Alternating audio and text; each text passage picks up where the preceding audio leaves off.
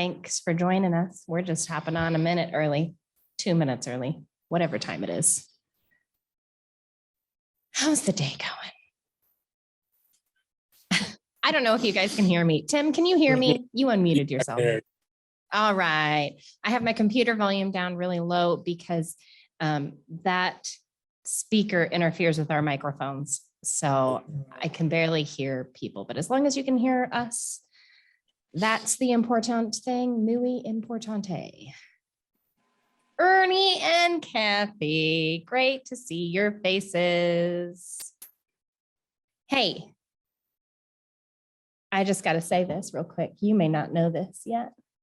This is our highest registered quarter event yet. That's really awesome. Way to go, guys. That means that each event that we have hosted has grown. And so I want to say thank you to everybody that is joining. We have 3 different countries. Oh, excuse me, including the United States, we have 4 different countries. Kenya, Ghana, Nepal, and the United States. And it's Cinco de Mayo. And it is Cinco de Mayo. We all had tacos for lunch. I hope you guys had tacos for lunch too. Or you'll have them for dinner. I made tacos on Tuesday. I'm not making any, I'm making pasta tonight. My kids can suck it up. Not that they even know what Cinco de Mayo is. I don't even know what Cinco de Mayo is. I wish Cello was on. He would tell us. It was when they went into battle. Won a battle. Laura's filling us in over here. Laura, the highly educated one. She is the only one with brains among us. Well, I mean, I'm pretty smart, okay? So I don't know about you, but I'm pretty smart. I'm going to say I am. I'm really not. I'm very educated on skin. If you have questions about your skin, you can ask me. I can help you with that. That's true. I want to tell everybody that there is a chat window at the bottom. We have asked everyone to have their microphones muted only because the interaction between all of us can get confusing for a lot of people. So keep your microphones muted. If you want to say something, put it in the chat. And Laura is manning the computer today, and she will let us know if someone has popped up and said, oh, hey, they want to participate. And we'll say, cool, what you got? Hello, everybody. Okay, so we have Oklahoma, North Carolina, South Dakota, Arizona, Maryland, Illinois, Texas, Nevada, Nebraska, New York, Wisconsin, Colorado, California, Arkansas, Kansas.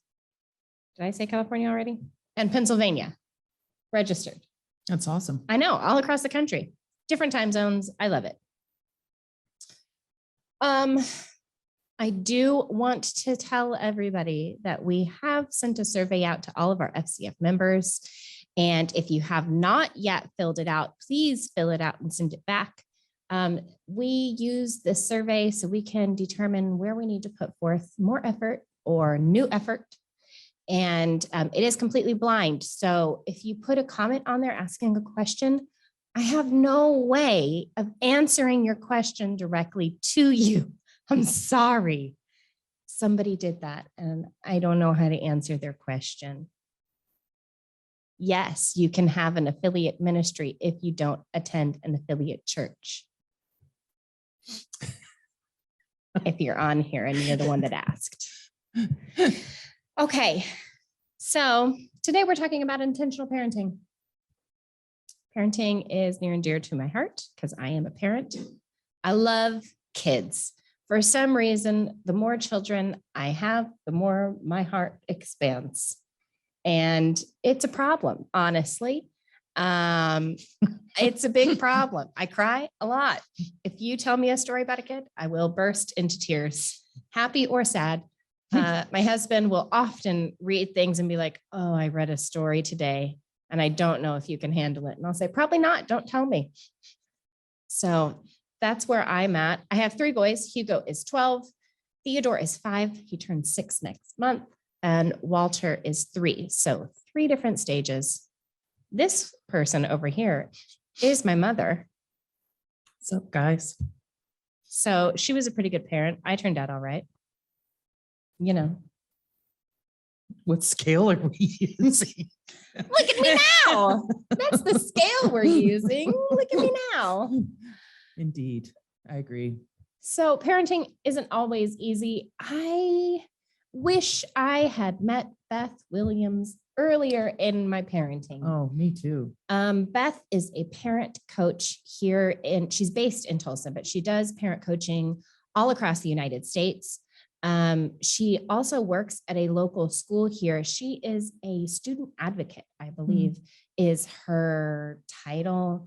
She could just be a counselor. I'm not 100% sure what her title is, but what she does is if a student is having a difficult time, she will come and observe them in the classroom and then call the parent and ask some questions to try to figure out what is happening with the child. Because if there's a behavioral disruption, it may not always be exactly what we think it is. Yeah. So anyway, she goes in there and assesses and then has conversations with the students and with the parents and gives the parents tips as to how they can help the student be better in the classroom.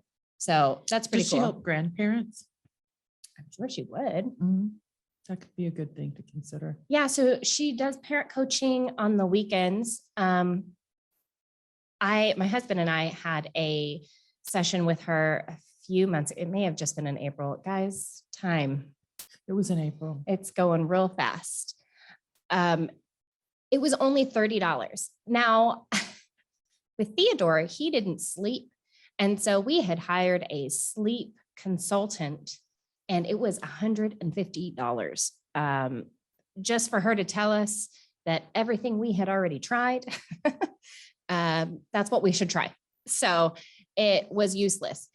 But Beth was only $30. And I said, you've got to be kidding me, Beth. And she said what she does, she considers to be a ministry. And she wants to put a financial contract in there so that people will follow through, but she never wants it to be a burden because intentional parenting is accessible to everyone. And so that's what we're going to be focusing on today, being intentional right from the get-go. Do you have anything to add? I'm good. I'm excited. Okay. I will tell you about a few things really quick before we get into our first video. First of all, I told you about that survey for the United States people. Please make sure you fill that out and send it back. Also, would you all please subscribe to our YouTube account if you have not? It helps me see, we have a lot of viewers that haven't subscribed to our YouTube account. It helps me gather information of how we can make it better. We've got a lot of things coming up. Our first ever Vanguard event is taking place this summer, just in 2.5 months, July, here in Tulsa. Woo, woo. We've got global leaders coming into town for it. What? I love that. I love it when we all can meet together. So please, if you haven't done so yet, register for the event. I want to see you all there. I will tell you that Haley, our wonderful office co-worker, Haley, has been planning a kickoff party that happens on the 19th. Whenever you pick up your registration items, we're going to have games. We're going to have a photo booth. What else do we have? Bean bags, like bags game. Cornhole. Cornhole, that's it. Cornhole. Hot dogs, popsicles, snacks, merch, a vision wall. It's going to be fun. It's going to be cool. We're excited about it. So if you haven't done so yet, go to thevanguardevent.com to register. You can also see a list of our speakers. But speaking of speakers, we're going to have a special announcement in the middle of our session today. So make sure you don't leave so you can hear, and there's a special coming later on today. So you want to be the first to hear the special and to hear the new speakers. Carla, I see your face. Hi. Carla used to work for FCF, right? FCF or Harrison House? FCF. I remember your face. Oh, Look at Lonnie's Lonnie. excited. Hi, Lonnie. I remember Carla. So, okay, what you may not know, if you are new here, my grandparents started FCF, Buddy and Pat Harrison. My dad worked at FCF. My mom worked for Harrison House. And so when we moved back here from Canada, I was in second grade, third grade. And I used to come up to the office. It used to be in the Cityplex Towers. So from like the age of, what is that, 8 to like 11. Were we on the 56th floor? Yeah, 54th. FCF 54th. was 54th. Harrison House was 56. Yeah. That's right. I remember it because the Cityplex Towers had the fastest elevators this side of the Mississippi. It's so true. So anyway, and I would go visit Carla and people would have candy for me after school. It was just the greatest. So FCF has been in my blood since I was born. Mm-hmm. And I love it. And I never wanted to be a part of it. And look where the Lord took you. Isn't that fun? Mm-hmm. I think it's funny sometimes. The turnaround that happened in my heart when God speaks to you Mm-hmm. is so cool. So anyway, we're talking about parenting today. Way to be a good parent, Mom. Thanks, honey. It's the grace of God. Okay, so this first video, we discussed something that was very difficult for me to discuss, which is discipline. I have a 3-year-old who is a full-on 3-year-old. And it got to the point where I needed to do discipline, but I felt like it didn't make sense because what he was doing, he would get frustrated and hit. And I was like, I'm not going to hit him back because it's just like, we're just exchanging blows at this point. This is ridiculous.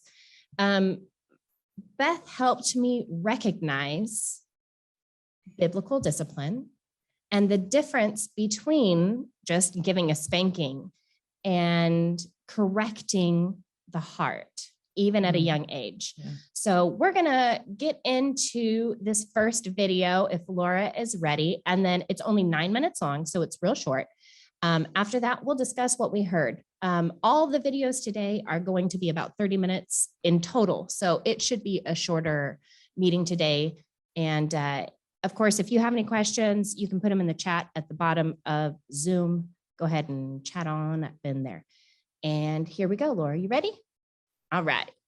Beth, thanks so much for joining me today. We're so excited to hear from you. You helped my husband and I so much with our 3 kids, our 3 boys. I know you're a boy mom. I am a boy mom. So society has changed so quickly in the last 10 years with the acceleration of social media and information in general, not just social media, but information, period. I would love to get your perspective on a number of things. The first one was something that you and I talked about, discipline. Yes. There's a huge movement going around with gentle parenting, discussing spankings being abuse. And of course, in my heart, I knew that wasn't true, but I had a difficult time doing it because I love my babies and I don't want to hurt them. Yes. Yes. Now, I was spanked, and I definitely didn't view it as abuse because it was done in a very specific way, which you and I talked about. You remove them from the situation, you give them biblical truth, explain why they get a spanking, spank, and then love afterwards. And it needs to be in that specific order. You helped me through that. I've been implementing it. It is still difficult, Good. but I have been implementing it. So I want to say thank you for doing that. But let's just touch on that for a little bit. Why has discipline become so difficult for the world to do? Mm-hmm. I think it's, Whitney, I don't think people have the tools. I really don't. And so all they're hearing is what's out there on social media, what's out in magazines at the grocery store right there. But they don't have the tools and strategies. A lot of parents are parenting with the intention of I'm not going to parent like my parents. I'm not going to have anything to do with that. My parents were too strict, and so when I have my kids, I'm not going to parent like that. Or my parents were too lackadaisical, and so by golly, I'm going to parent like this, and I'm going to spank them for everything and whatnot.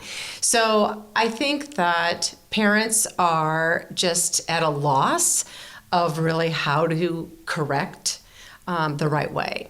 And so one of the things that I do through my ministry, Raise Them Up, is I go out and I coach parents on how to correct their kids the right way. But to answer your question, I don't think they have the tools. I don't think they really know. And, they get among friends and the friends say, well, I would never spank my child or, this, that, and the other. And they're like, is that what I believe? Is that what I believe? And is that the way I should do it? But then in their heart, they know, no. I want to do this the right way. I want to parent biblically, but I just don't know. And so I think that's why most parents, I would say, are at a loss of really how to do it correctly. Yeah. Anytime I'm at a loss and challenging something that I've heard, I always say, what does the Bible say about it? Right. Do I believe the Bible is God's word? Do I believe God is telling me to do it this way? Then I need to do it this way. But you got to go down that path of questioning yourself. Why do I believe this? Right. What is my basis of truth? My personal basis of truth is the Bible. So I'm going to do it according to how God instructs us to. Yes. But a lot of people don't know that, especially when they're deconstructing their faith. And it's not that they're deconstructing their faith, it's that they were never allowed to ask questions. And so now they're an adult asking questions, trying to find their truth. And all they're hearing is the noise in the background. Yeah. Saying, don't do this, you shouldn't do this, it causes this. Yes. Where we need ministry leaders to stand up and say, this is God's word, do it in a loving manner. But this is how God instructs us to do it. And let me show you where that's at. Yeah. Let me show you in the Word where it says that.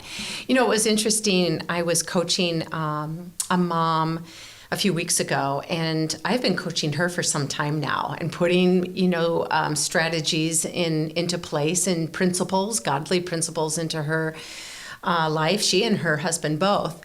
And so that they were moving along beautifully. And last month, when I spoke to her, she said, Beth, I just am being so, challenged by some of the things that you've said. I believe them, but the culture is pulling on me so strong. Yeah. And it's not even, it is the culture, but it's family members. Yeah. It's my sister-in-law who's saying, what are you doing? I mean, I would never spank your child. Why are you spanking your child? And, try this, try that, try this gentle parenting, do this, do that. And she said, the reason that I've called you up is to say, I need you to get me back on track, because I know in my heart that those other techniques or whatever you want, parenting, thoughts are not, that's not what I want to do. Right. But I'm still so torn with the culture, because the culture is coming at me as fast as it can. Yep. And it's wanting to change me, and I'm running into it all the time. So I need you to pull me back and get me back on the right track. And so what I did is I said, let's look at the Word. Let's go to the Word again. Yeah. You want to do that. You want to parent your child biblically. So let's go to where those principles are. And that's in the Word. That's and good. so I brought her back. I said, this is what it says. Now, let me show you what this looks like. Here are these tips. Here are the strategies. You know this. You're doing the right thing. Don't question yourself. A lot of parents, Whitney, are parenting out of fear of doing it wrong, right? Fear of disappointing friends, family, fear of my child's going to end up in counseling. There's nothing wrong with that. And so I think,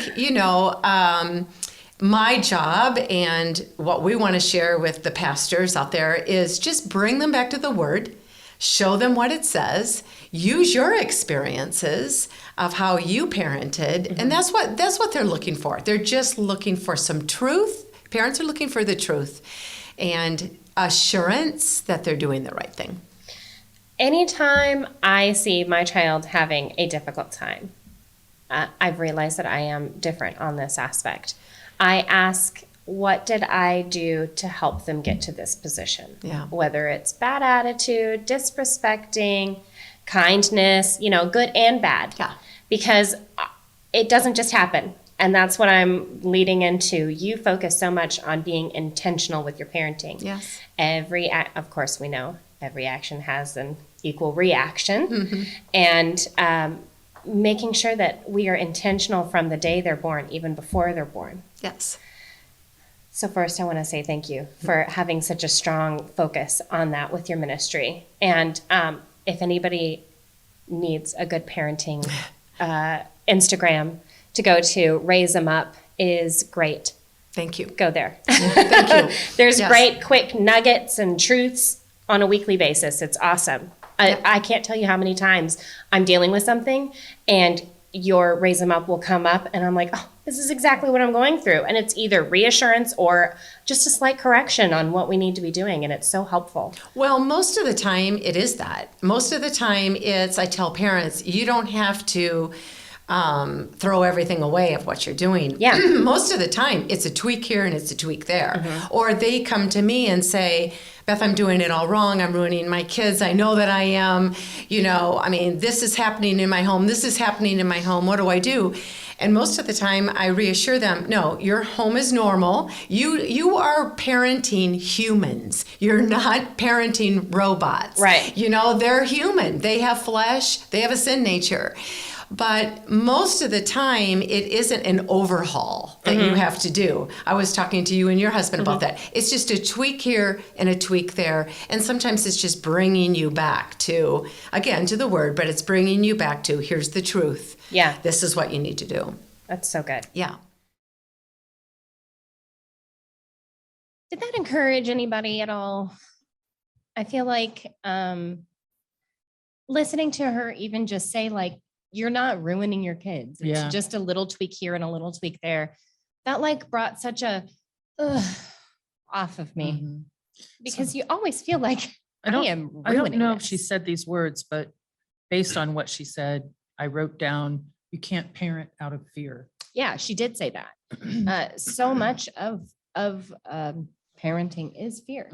Afraid they're going to turn out a certain way or afraid they're not going to be a certain So thing. you become reactive instead Yes. of responsive. Yes. In how you parent your children. Exactly. And that's never the right way to behave with No. parenting. And, that's why we talked about discipline in that manner, because when spanking turns into abuse is when you are physically reacting to something that they're doing. There is a very specific order of discipline, biblical discipline for children, removing them from the situation. You explain why what they're doing is wrong. You put into action, whichever, spanking or whatever. And then you express love. As much as you show correction, she made sure to say this, as much as you show correction, you also have to add affirmation to that. You never want it to be heavy. Shaming. Yeah.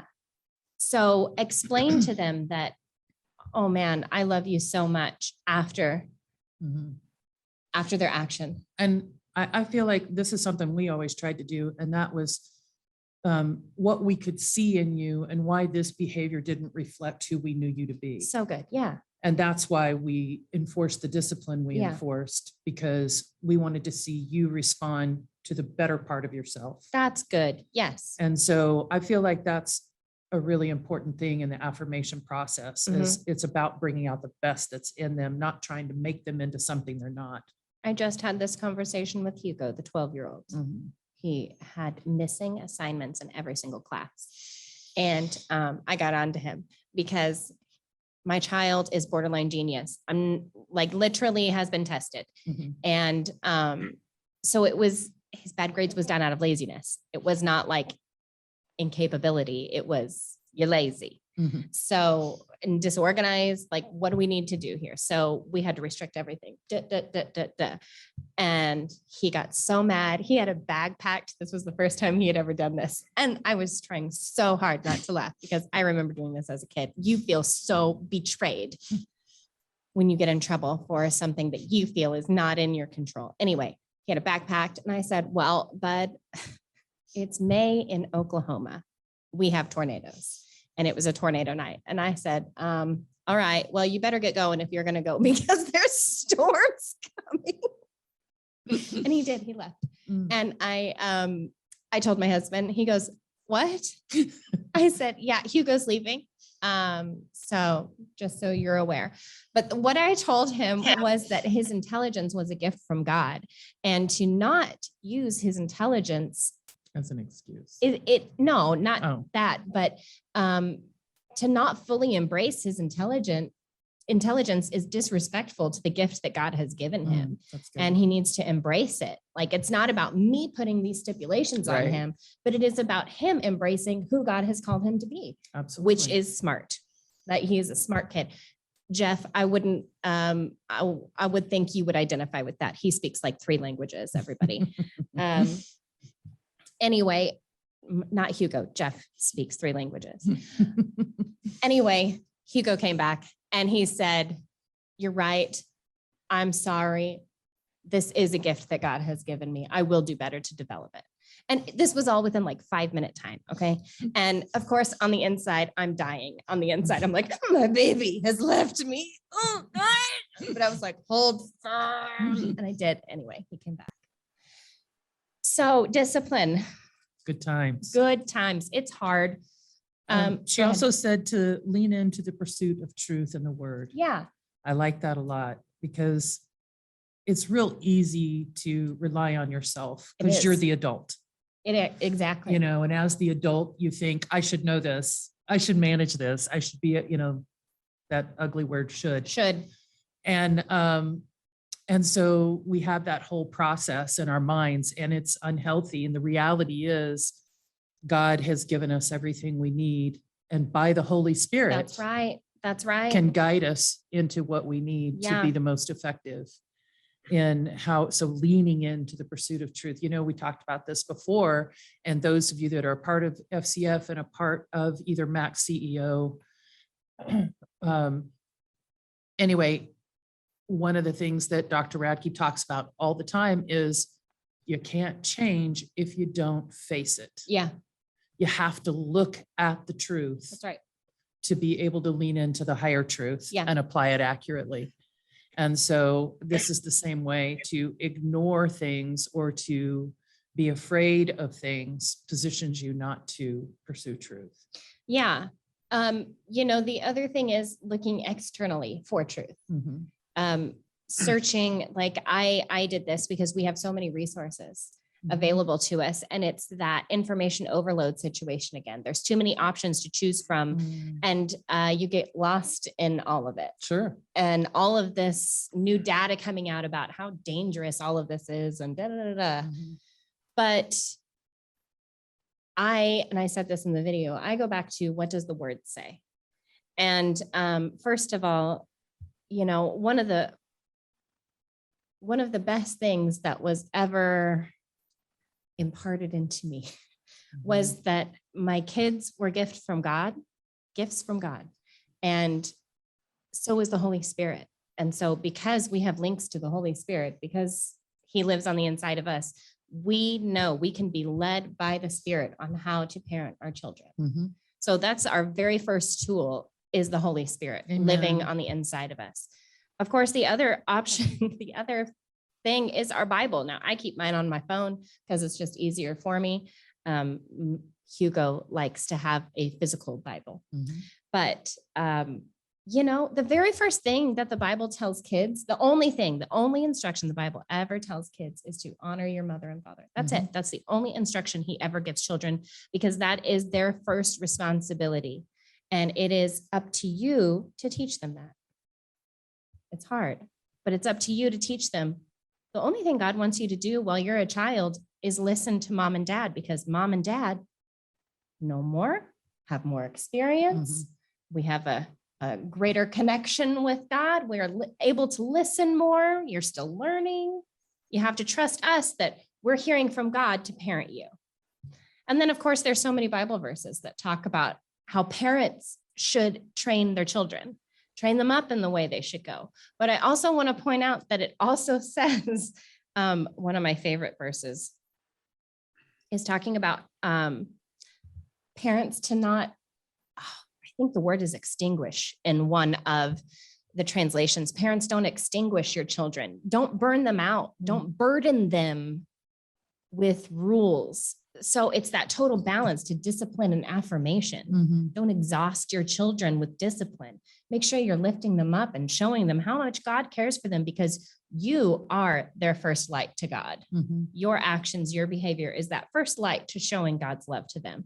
And that's so important. So it's really good. I'd love to know what that translation is. Yeah, I think I love it's that message. word. Beth and I talked about it, but it could have been, I think it was off camera. I don't think it's on camera. Okay, that's fine. Yeah. Just make a note of it so I remember to look for it. It could be a different word. But I like that word a lot. I know. Because you're basically saying you're knocking the light out of them. That's exactly right. You're saying you're just squashing who they are. And we're told not to do that. Yeah. Anyway. Fear takes you there. It does. It does. Fear takes you there. I wanted to be that way with my extremely intelligent child. I wanted to knock him down a few levels. Like, dude, you're smart, but you got to get in line. And that's not the best way. Nope. But that's okay. I've gotten help. Way to go. I'm getting better. Facing truth. So the second part has to do with establishing family core values. And this next stage of, we talked about discipline, how that needs to start at a young age. Now we're going to talk about core values. And this starts with a little bit older in age, the importance of core values. So part of being intentional with our parenting, we've talked about this before, is core values, having a set amount of core values for your family.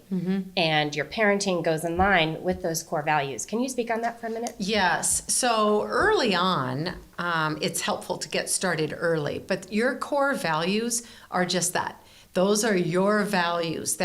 Those are the non-negotiables in your family. So, and it can be about anything. It's really your values. We're honest. We walk in integrity. We walk in, as I said, honesty. This is how we treat different people. This is what our family believes on A, B, and C. It could be really, it could be many different things. So let me give you an example of my family. So when our boys were little, Tom and I made a pact that we were going to give our kids, talk to them, be intentional about letting them know what our core values were, what Tom and I believed were most important for a family. And it was those things that I just said. It was how we treat other people. It's how we view other people. It's being a servant to other people and serving other people. It's speaking in truth. It's walking in love. Honesty, I mentioned that a couple times. All of those different things. And so what we did was we sat down with our boys and we started it out. We just had a conversation and we said, we are going to share our values, some of our things that we think are important, and we want to hear from you. And we want to write them down. That's good. Could be, really, it could be maybe 6 or 8 things. This is not a list of 25. Right. But this is maybe just a handful of the most important values that you can think of that for your family that would be representative of your family. So Tom and I started out and gave them a couple examples. And the boys were probably 8 or 9, I would say. That's a good time, good age to start.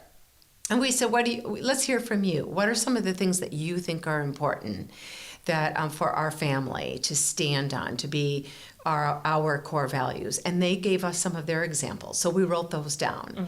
And so we came up with a list of 6 or 7 different core values. And that wasn't it then. It was writing it down, yes, it was having it available, but then we didn't just tuck it in a drawer and let it go. Yeah. We were intentional, Whitney, about making sure that that list was brought up in our everyday life with them. So for instance, the boys might come home and say, Mom, did you know that, a little boy told me this, or he said this word, or he told me this, especially when you get into the preteen ages. Yeah. And, and instead of going, oh, don't ever play with him again, don't talk to him, Right. that's, oh no, stay away from that. What we did was we had a conversation. Jordan, Noah, what are our core values? Let's think about this. How do we see this? What are some of the things that our family stands on in that regard? What do we believe? Well, we believe that, we can't use, inappropriate language.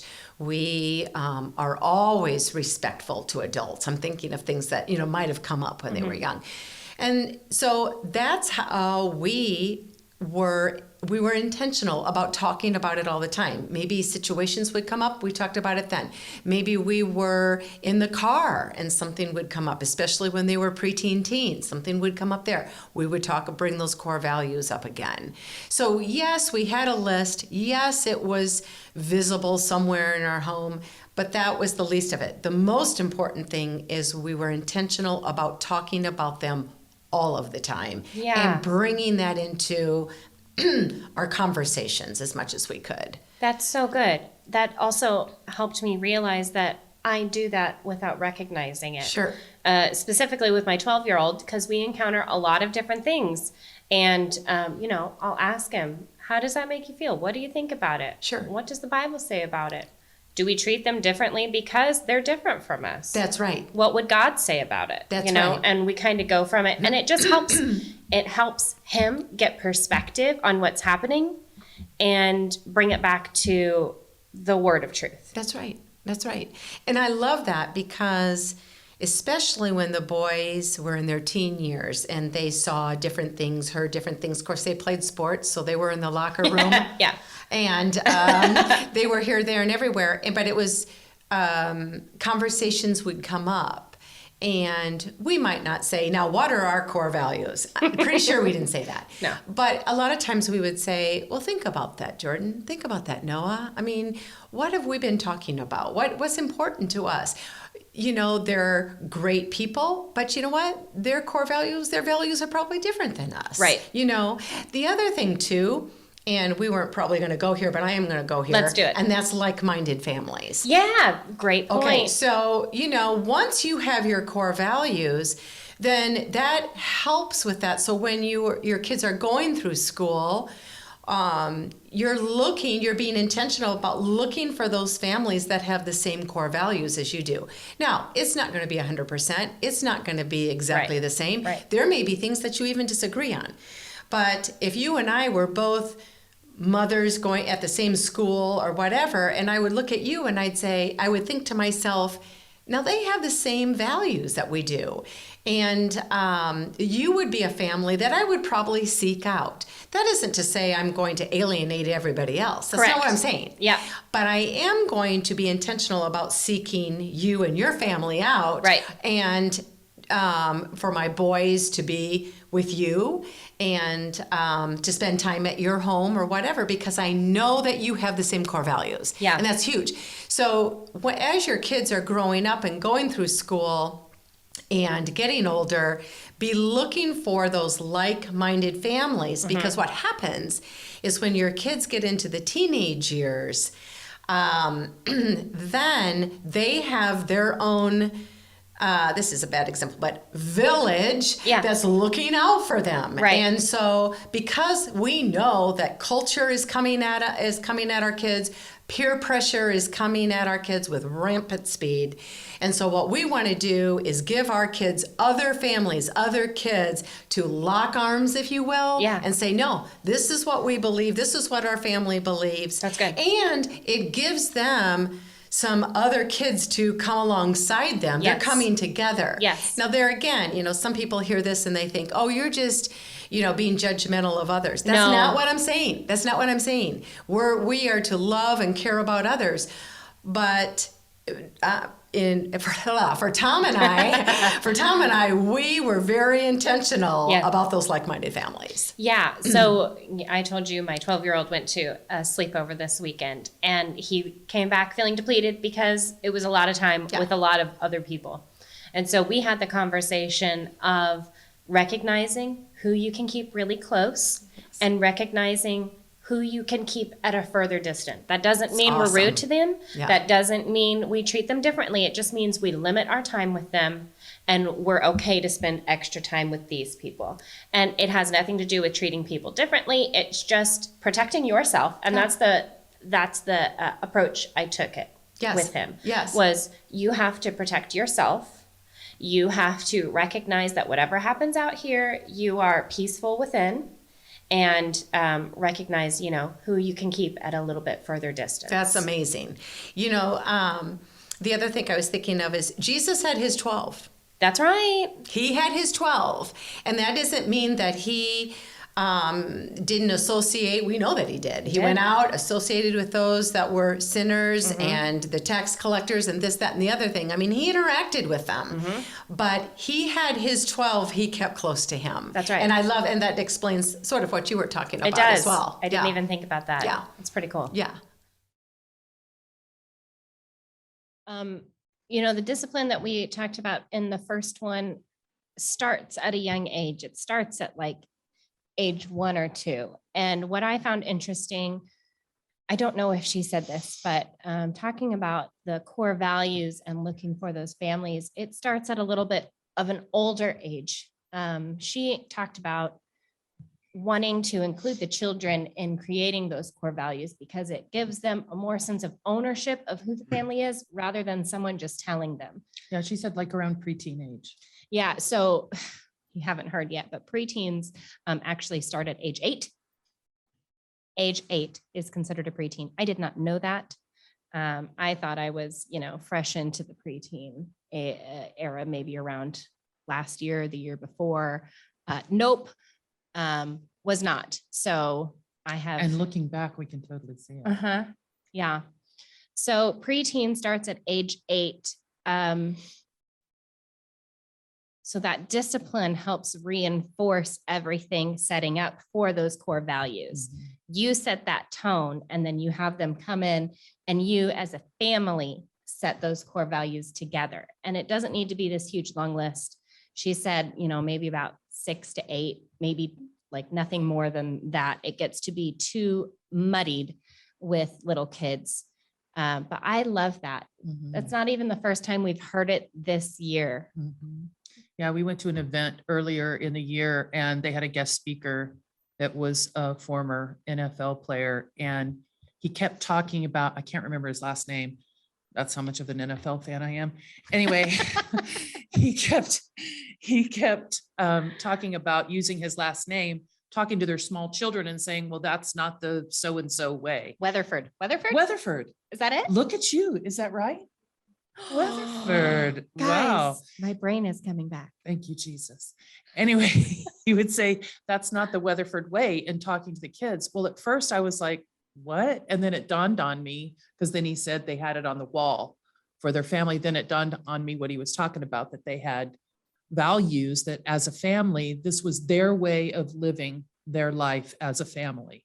And everything about their life reflected these things. And so that was cool that we got this same kind of affirmation again. Yeah, we 2 talk months about, later. exactly. We talk about having core values for churches, for ministries, for businesses, but I wonder how many families have them for their life. Just as you need to have an individual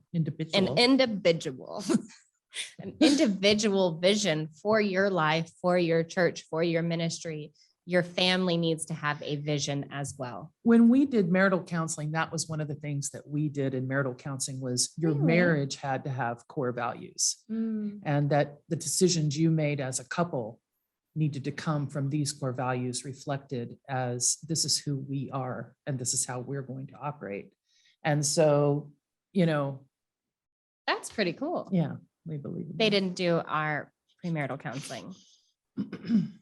Boundaries. Boundaries, very healthy boundaries. The other thing she talked about was looking for like-minded families that have similar core values as to yours. I am blessed to be able to send my kids to a private school. We have zero intention of taking them out, just given everything happening. And I am so grateful for the like-minded families that are there. We have been able to make great connections. Clint Rogers, who was our Q1 guest, he and his wife are great friends of ours. We're actually going out to dinner on Saturday. They have the same very, very, very similar core values for their family that we do for ours as a standard of living, moral compass. So it's very easy for them to send their son to our house and our son to their house. They back everything up the same way we do. Like if they have an issue, well, what does God say about that? And they just bring it right back up on the table. Like, let's not shy away from this. They're 12. They're old enough to hear the Holy Spirit and respond appropriately. So let's challenge them to do that. Anyway, finding that family with the same core values is so important. As ministry leaders, church pastors, families, whoever is watching, I trust that you are creating an environment for those families to find each other within your church, creating that community. That's one of the greatest things that FCF is a community of like-minded believers. And I have found so many support systems within our FCF, like Kay Smith. She helped me through so much. She's a doula, and she helped me in my second pregnancy. Or Valerie Smith, actually no relation to Kay. She is a fantastic parent, and she's also a pastor of FCF Tucson. Just a great listening ear. So if ever you're looking for a community with parenting, let's get the conversation going. We can start it up, and maybe we can make a small group on Facebook or something like that where we can just add encouraging words. The example that she gave us of creating these moments of discussion around examples of experience, even with the kids, doing that with other FCF ministers, having a safe place to share examples and have discussion is huge. Yeah. And that survey I talked about earlier, we ask you if you would like to start small groups. Maybe we start a parenting small group. Who would be interested in that? I don't know unless you respond to the survey. Very good. Respond to the survey, please. Okay. And then the intentionality to continuously talk about the core values. Yeah, it's not just a one and done thing. Right. You bring it up in everyday life. And all of this is setting them up to be successful teenagers, because by the time they're a teenager, they are a full functioning adult in reality. They are able to make decisions and follow through with those choices. They sometimes have cars, they have phones, they can have their own life and then just sleep at your house. So you need to be support and eat. Lord have mercy. I have 3 boys. Help me, Jesus. Keep food in the house. They need to be fully equipped with your parenting, with their core values, with the discipline, and with understanding who the Holy Spirit is and the promptings of the Holy Spirit before they get their license. We're going to talk about something in this 3rd video. It is a little bit longer, but allowing them to make these mistakes. She said in the very first video, we're not raising robots. We are still just human beings. And to give these kids space to make these mistakes is so important. Dr. Radke talks about that. He talks about making noble failures. You're trying for good, but you make a mistake. And, with kids. A noble failure is one you choose to learn from. Exactly. Kids make mistakes on a daily basis. You have to remind them 5 times in a row to pick up the sock. or to put dishes in the dishwasher, but eventually they will get it. It just takes repetition, time, patience, and a little bit of God. Before we get into this third video, I just want to make a quick announcement because I have a feeling some people are going to jump off. Maybe not, but Hope you don't. Hope you don't. Stay with us. The third video is 19 minutes, so it is a little bit longer, but it is so good. I want to let everybody know that Beth will be one of our speakers for our breakout sessions at Vanguard event this summer. So if you have more questions for her, come to our Vanguard event. Also, if you're on Instagram, go to Raise 'em Up, at Raise 'em Up on Instagram, and you can contact her. She does parent coaching all across the United States. She doesn't only do it, like ours was through Zoom, even though we live in the same city, literally miles from each other. We did it over Zoom because it's just easier. So anyway, you can be over in Illinois, or let's see, where do we have here? North Carolina. And you can have a conversation with her, even if you are in ministry leadership. If you want to do, she started doing this. If you want to do a small group with her where you bring in parents of your church and she can lead a small group virtually it's so cool. So anyway, reach out to her. She's a great resource for anybody, parent, grandparent, ministry leader, whomever. If you interact with kids or parents, you need to go to Raise 'em Up on Instagram. All right, we're going to go. And did you want to add anything else? You're good. Okay, we're going to go into this third video. It is 19 minutes long. And after this, I have a few gifts to give away and a few other surprises and announcements to make. So make sure you stay on board. I just kind of touched on self-differentiation a little bit, that inner peace, maintaining who you are no matter what's happening on the outside, which kind of goes straight into preteens. Oh gosh. One of the things that we're seeing a lot with preteens, teenagers, young adults in general is this need for acceptance and, social media likes and follows and feeling important, but they're looking externally, they're not looking internally. And I would love to hear your take on that, how we can set up our kids for the best success as adults, because that preteen, you're no longer like parenting a child. They are in full decision-making mode. Right. And hopefully with our core values and our discipline that we set up at younger ages, they are now at that position that they can. Right. But would you mind touching on that for a few moments? Well, the preteen years start at about 8 years of age. And so, really? Yes. Oh. And they move into, about 8 to 12. Okay. So when I'm out speaking to parents of preteen kids, I let them know, okay, you have an 8-year-old, so you're at the beginning of the preteen years. That's going to look different than this parent who has a 12-year-old. Wow. Because that parent of a 12-year-old is actually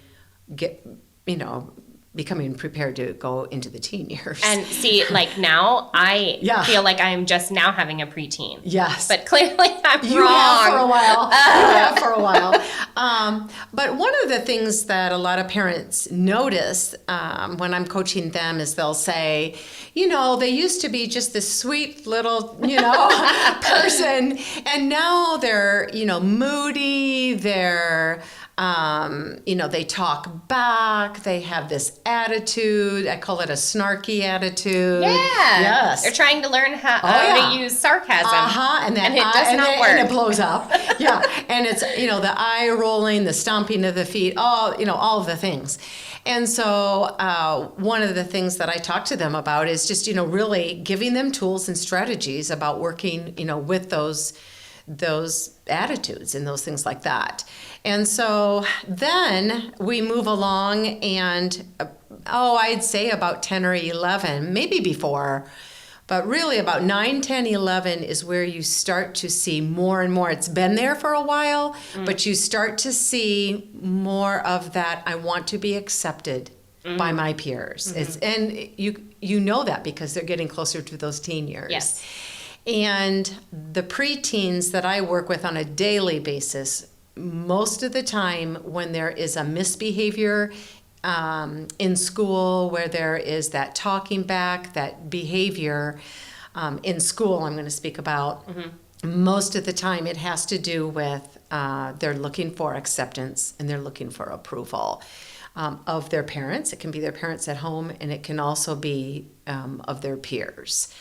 And usually when I get the teacher tells me this child's been acting out, he's acting a certain way, he's disrespectful, he's treating his peers poorly, I bring them in and I'll let him talk for a little bit, and I'll say, it sounds like to me you're looking for their friendship, you're looking for their acceptance, you're looking for their approval.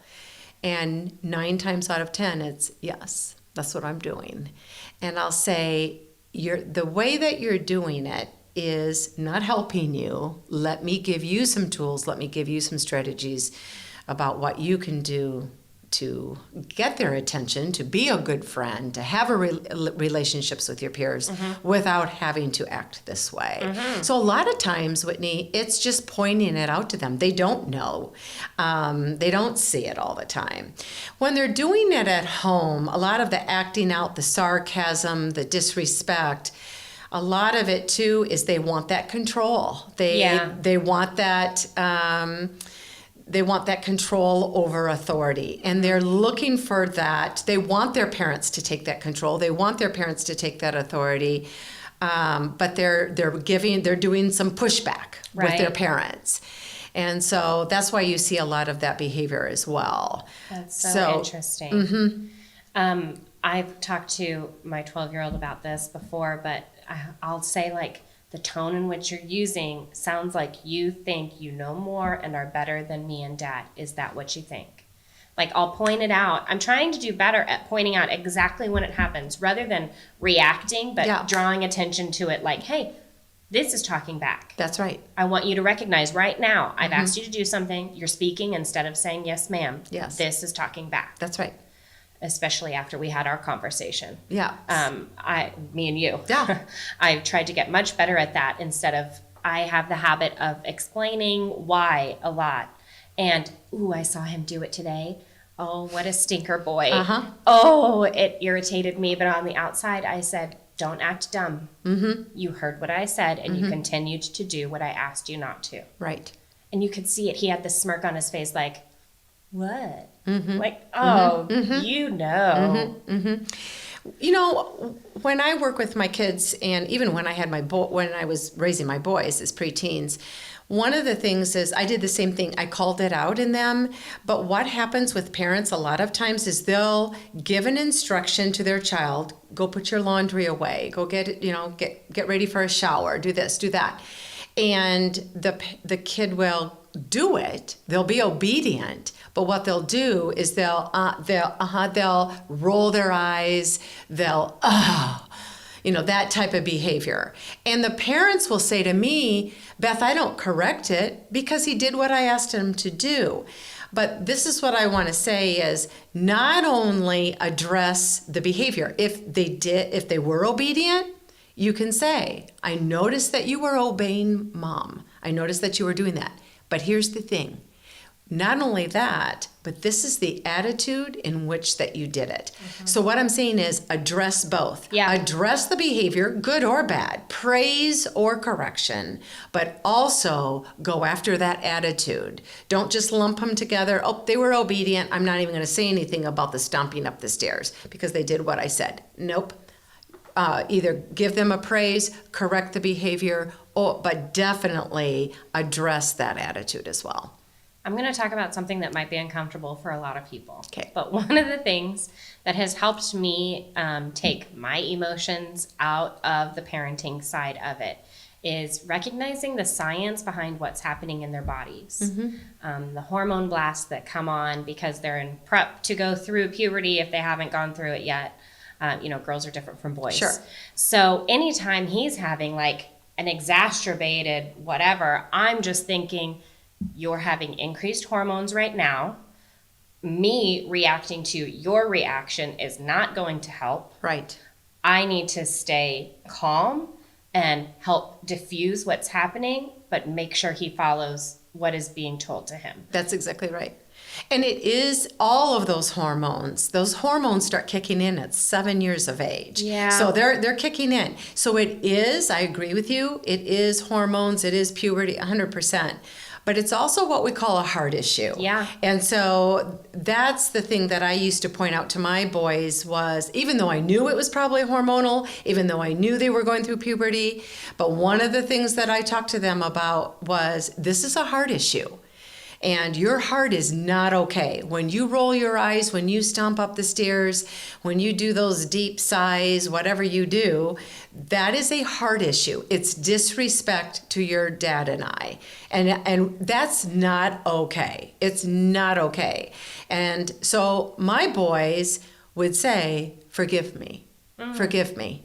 And so, but that was training. They didn't do that automatically. I mean, it started out early on. Interesting. Early on, we said, now, we need to hear something from you. Please forgive me. That's right. Please forgive me. And you are forgiven. Right. But we did have them address that. Speaking of which, apologizing and asking for forgiveness. I don't know if... Okay. No, we didn't get into that, but I have gone through something like this before. So okay, good. So there's a difference. Yeah. Apologizing is a mistake. Mm-hmm. So if I got out of my chair and I bumped the table and your microphone fell over or whatever, I would say, oh, Whitney, I am so sorry. I'm so sorry. That was a mistake. Right. That wasn't a heart issue. That wasn't a defiance. That wasn't premeditated. It's an accident. There was an accident.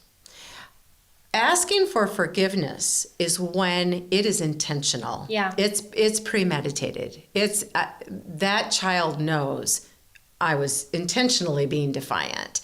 I walked by, I slugged you in the arm, or I knocked over my brother's whatever he was building or making. I made a really, really rude remark, disrespectful remark to my sister, my brother, or my parents. That's a heart issue. And in that case, we don't apologize. We ask for forgiveness. That's so good. Now, the apology is easy. That's what happens at school. I'll bring two kids in. They've had a disagreement, and they're so quick. I'm sorry. Well, it's just flip it. I'm sorry. Right. I'm sorry.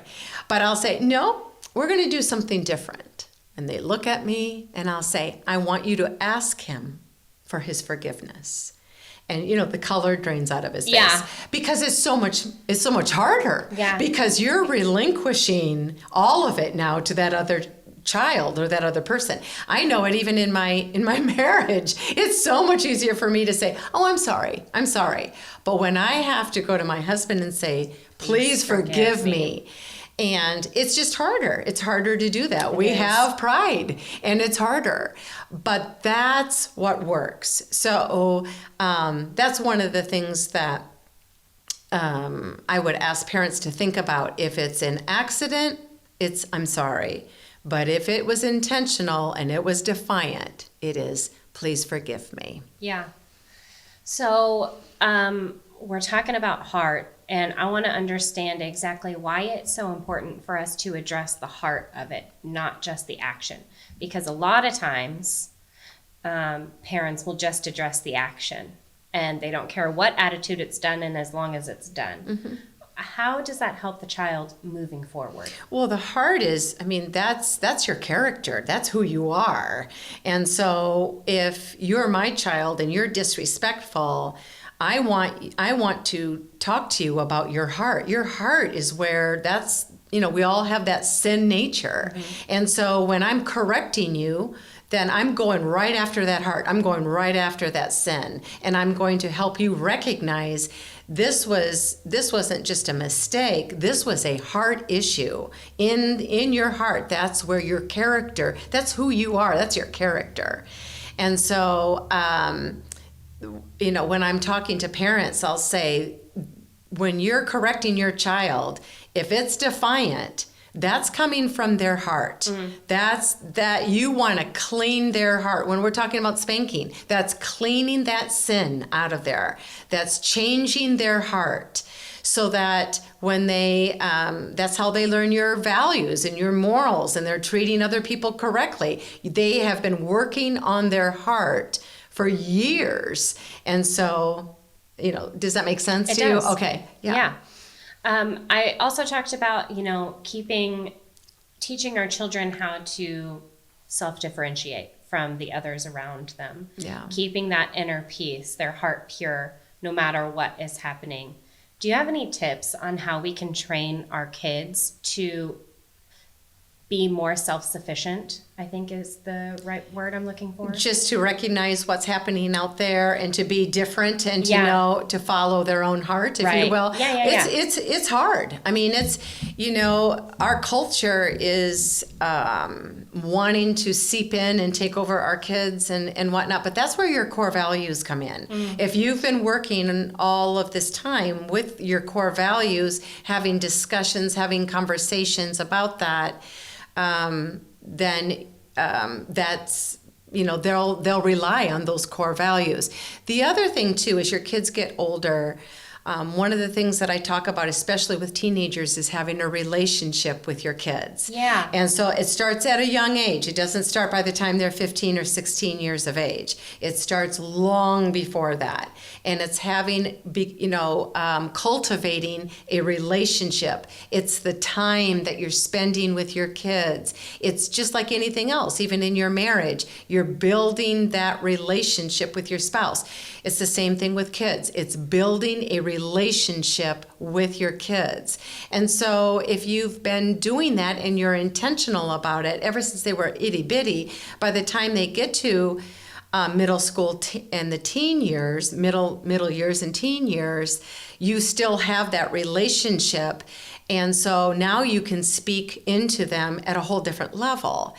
And so when they're coming up against kids with different values and things like that, they'll have a tendency to come to you and say, what do you think about this? What do you think about that? They're not going to do that if they have not had a relationship with you. Right. They want that. They will come back to what's comfortable to them, what they know, and that's the person that spent all of this time with them, got to know them, and has a relationship with them.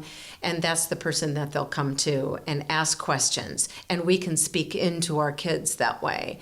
I know for our experience, Tom spent years and years and years just,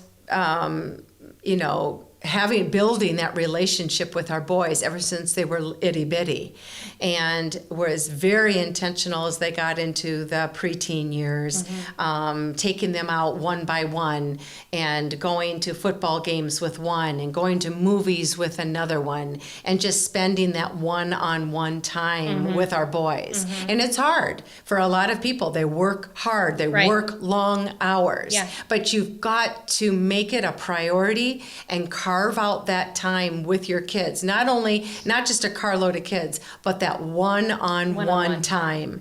And then as they get older, they still have that relationship. You're still spending time with them. But now when things come up with these peers and all of the culture that's coming at them and things that they've seen and things that they've heard, and then they'll come to you and say, what about this? What about that? Tell me about this. Tell me about that. So that relationship with your kids is crucial. But like I said, it starts at a very early age. Yeah. One of the greatest things you told us that really helped Zach and I put things into perspective was allowing them to make mistakes when they're at home, at the safety of the home, because soon they're going to be out, once they get their license, they're out making their own decisions. And, hopefully not making as many mistakes, but we all know the older you get, the more mistakes you make. Yeah. But giving them that safe space to make those mistakes without being in fear over making mistakes. Yes. And we have a leadership training by Dr. Dean Radke, and he calls it noble failures. You're trying, you have the best of intentions, and you fail. But let's praise them for trying. Like, yeah, you failed. What did you learn? Let's go on. Let's keep going. Right. And we talk about that with Hugo in regards to school, but also personal. If you go into a test and you're fully prepared and you fail, hey, that's okay. That's going to happen sometimes. And we want them to fail under our roof. We want them to make those mistakes. And I mean, if we know they're going to make mistakes. So if they are going to make mistakes, at least it's doing it in your home. And you have the opportunity to speak into them, to problem solve with them, to help them think it through and problem solve as well. But we were so grateful when things would come up where they made mistakes or they made a bad decision. I mean, we weren't thankful about that, but we were thankful that they did it while they were living with us. And then both of my boys went away for college on opposite ends of the coast, one on one side, one on the other. And, so many times I thought, gosh, I hope they're making the best decisions. But I knew we had put our core values in there. I know that we had a relationship with our kids. We had spent lots and lots of time growing that relationship with them. Were they going to try things? 100%. Were they going to be faced with culture? 100%. Were they going to make bad decisions? 100%. Were they going to make mistakes? Yes. But were they going to be those that they couldn't overcome? I trusted in that they wouldn't. Yeah. Just because of what we inputted, into them. And so, that's important. That's so good. Yeah. So we've talked about the correct way to discipline. We've talked about core values. We've talked about the relationship aspect of it and allowing them to make those failures, and then also dealing with the heart, because it's not just about the actions, but the heart. And that's where our character is. I want to thank you so much for joining us today. That was a lot. I know that could have been broken up into 2 different segments there. Prepping for teenagedom.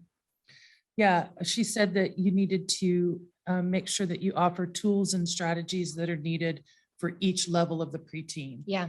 And that's important to recognize those different levels. So I thought that was good information. I really appreciated that. And then when she was addressing both the behavior and the heart, the behavior that is reflecting, like if they did something wrong and you're either having to praise them for doing something right or correct them for doing something wrong. But either way, their attitude had to be addressed if it was in error. So just because they did the right thing, if they had an attitude doing it, that heart issue had to be addressed. So, and asking for forgiveness as opposed to apologizing. Isn't that fun? It's good. Most cultures of the world use the term, I beg your pardon, because it's a humbling thing that's really expressing true asking for forgiveness. And so for us, it sounds trite. I beg your pardon. But in most countries of the world, it is a true apology, not apology, but asking of forgiveness. Oh, interesting. It's because it's a humbling moment. Interesting. I like that aspect of the humbling moment because it teaches a level of vulnerability to kids, that they don't always have to be tough and stand upright and, but they can be honest with their feelings and their thoughts, and they can have a vulnerable moment with someone else and say, please forgive me for my behavior. It softens everything right away.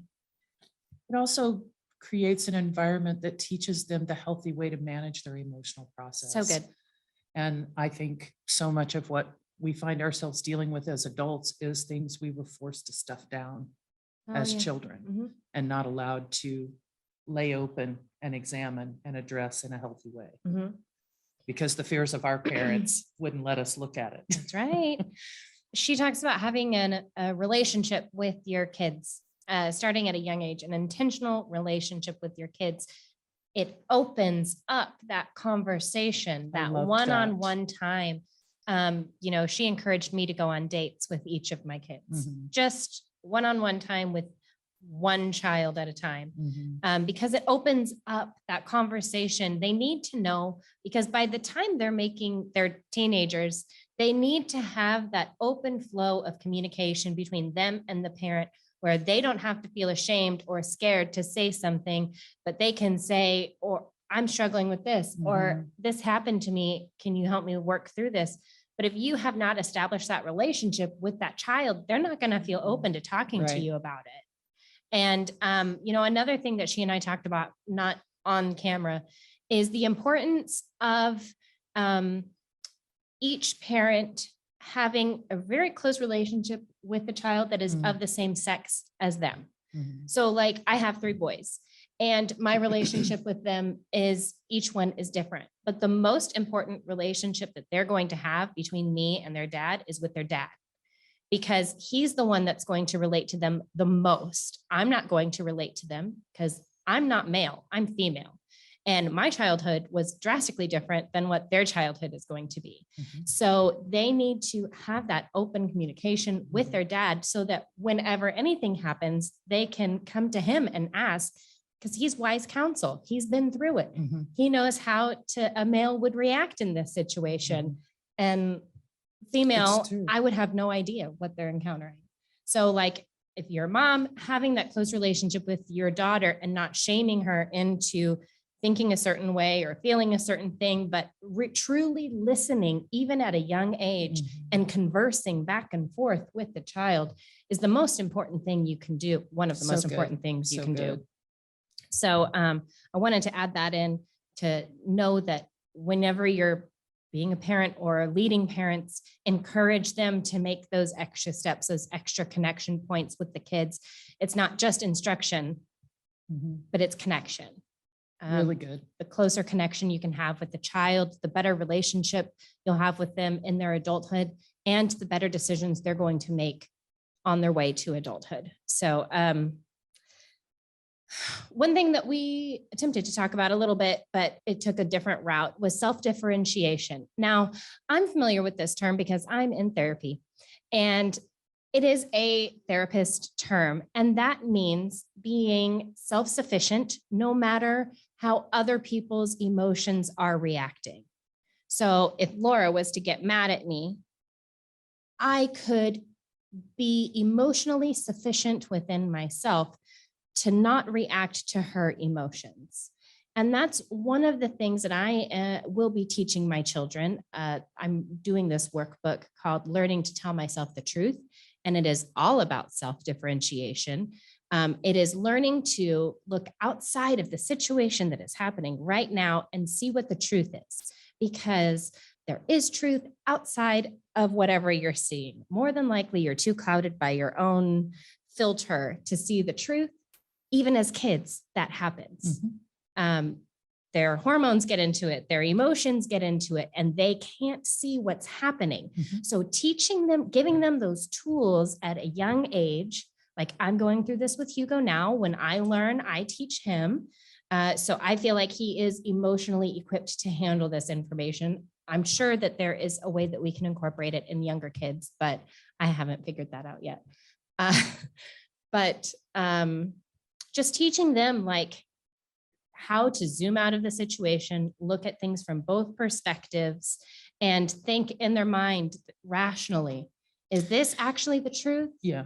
And I think part of the issue here for us is that we understand how long it takes for that frontal lobe to develop, that cognitive reasoning kind of thing. So helping them manage the emotional side helps them function with the two of them together, and it develops that frontal lobe process in a healthier way. That's right. As males, their frontal lobe doesn't fully develop until they're 25.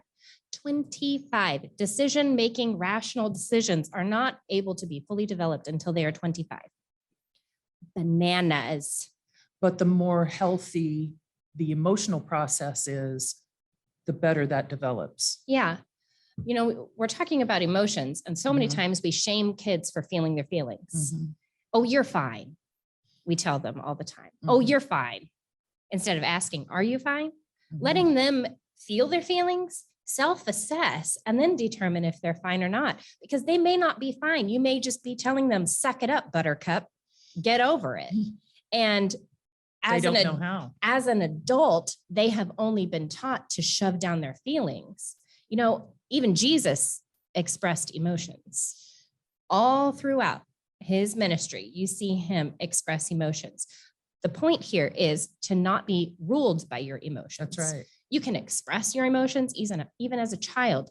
A child can express their emotions, and they need to express their emotions, or they will grow up to be adults that are emotionally stunted, and they won't be able to express things that they need to.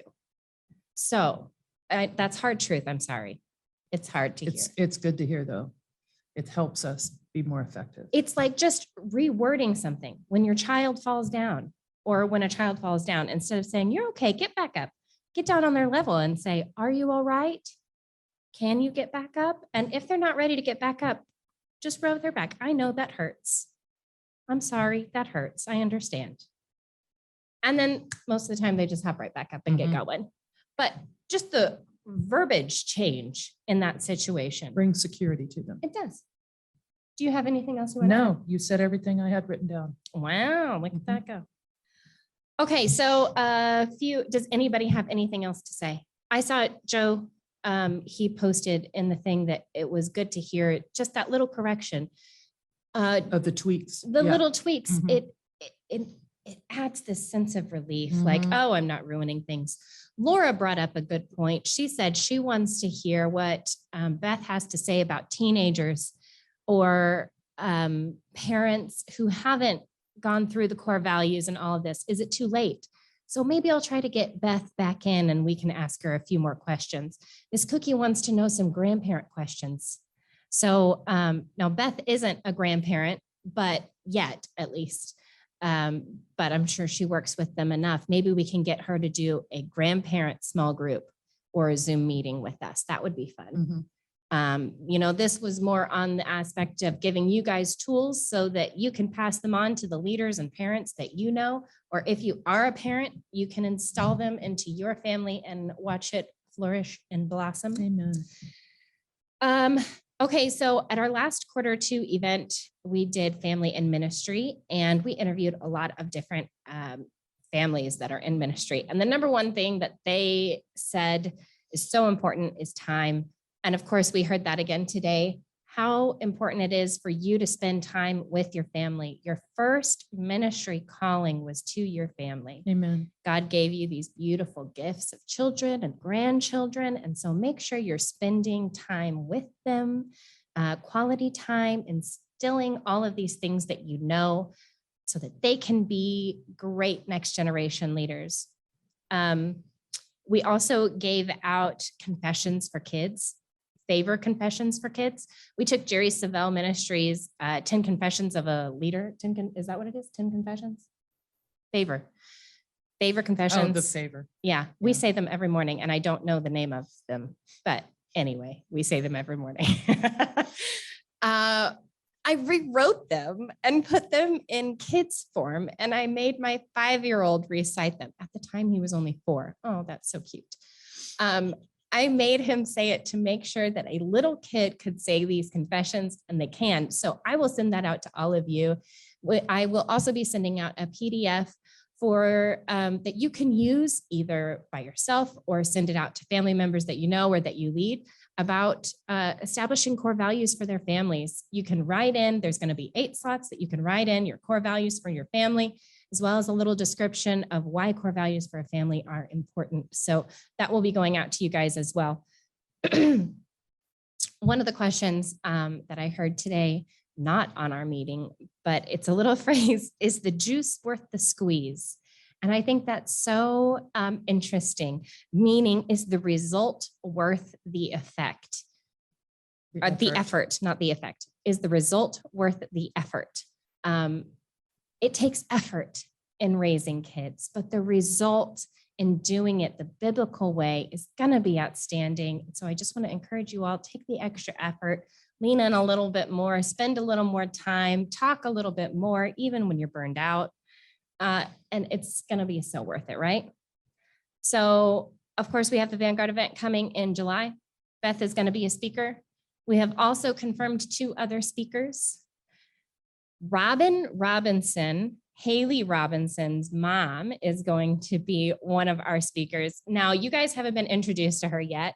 I'll be sending a bio out very soon with her information. She worked for City Serve in California and has recently moved to Tulsa to work with Victory Christian Church. It's not Victory Christian Church anymore. It's just Victory Church. She is an amazing outreach and community builder with churches. She reaches out to churches and brings them into the community and teaches them that she just bridges the two together. It's really, really cool. Her heart is absolutely amazing. I want to talk to her every day. She's incredible. So anyway, she's going to be one of our speakers. And then we also have Joshua Comm, who is the young adult pastor at Victory Church here in Tulsa as well. He's going to be one of our speakers. We want to encourage you all that it doesn't matter your age, you are still a leader. And so we wanted to show you diversity in age leadership as well. He's in his 20s, everybody. Get ready. He's a great minister. Yeah, really good. Really believe you'll hear some great things from him. So he'll be one of our speakers as well. And then we have 2 other speaker announcements coming out soon. Our next quarter event is August 25th at 2 p.m. Of course, that is a Thursday, and you will have the awesome opportunity to listen to the entire FCF strategic team talk. We're going to be discussing things that ministries may be dealing with right now in culture and capital C church, all of us as believers moving forward as Christian leaders. So it's not just church driven, it is ministry driven in general. Of course, we will talk about churches, we will talk about individuals, we will talk about ministries, we'll probably talk about families too, because all of these things are important to us. You got to be a healthy leader, have a healthy family, and lead a healthy ministry. And that's the order that it needs to be in. So August 25th at 2 p.m., strategic team. On our strategic team is Ernie Beers and Lonnie Hilton and Fred Brothers and Cookie Brothers and Ryan Weaver. Jesse Shook and Cello Lozano and myself. And Laura Bronson. So we will be meeting here August 25th. We just got back from California. We did a ministry trip to FCF of Cambria. Miss Cookie, if you are an FCF associate or affiliate church, Miss Cookie is traveling to you. All it takes is an invite. We want to meet with your leadership team. We'll have discussions. We'll have impartations. We'll pray with you. Her goal is to just bridge any gaps that may be there and fully support the pastor or ministry leader. If you do not want her to come to you, but you want her input on strategic planning or transitioning or adjustment, we can schedule a Zoom meeting. So all you have to do is reach out to me, Whitney@fcf.org, and I am happy to help you with that. So, and if I come to you, there's no it's charge. of no cost to you. It's our expense. We want to invest in you. So yeah. So anyway, that's what I've got. Make sure you register for Vanguard. The next 5 people that register for Vanguard will receive some swag. I'll send you a t-shirt. I'll send you some books. I'll send you some goodies, but you got to go register to get all those things. There's only 5 spots available that will get those goodies right now. Go register, thevanguardevent.com. I know I'm going to say it over and over again. Everybody register for the event, register for the event, register for the event. Okay. All right.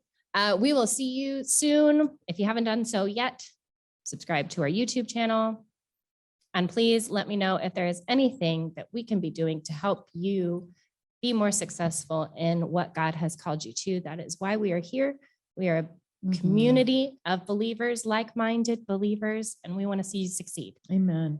And don't forget to register for the Vanguard. And don't forget to register for the Vanguard event. Okay, everybody. Have a great day. Love Bye, you guys. all. Love y'all.